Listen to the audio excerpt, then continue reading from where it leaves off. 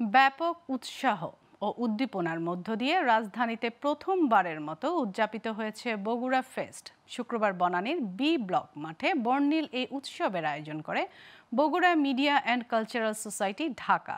সকাল 10:30টায় শুরু হয় মূল আয়োজন।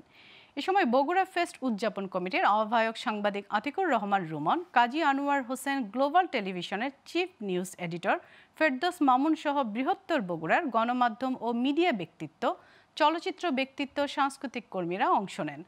বগুড়ার ঐতিহ্য ঘিরে দিনব্যাপী আয়োজনের মূল আকর্ষণ ছিল আলুঘাটি আর দই।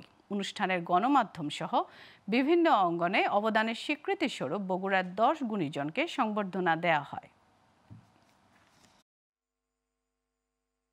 যারা সংগ্রামী তারা কথা বলতে পারেনি, বিশেষ করে বগুড়াবাসী সব জায়গাতে নিগৃহীত হয়েছে। ঢাকায় যারা থাকে বগুড়ার শিল্পী বা বগুড়ার মানুষ, তাদের নিয়ে একটা সংগঠন হবে।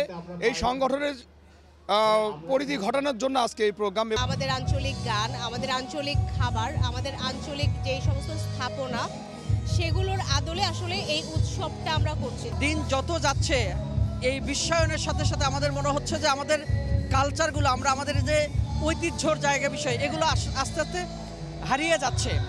সে আমাদের ঐতিহ্য যেন হারিয়ে না যায়, নষ্ট যেন না হয়, এই কারণেই বেসিক্যালি আমাদের কালচারগুলো নিয়ে কাজ করা।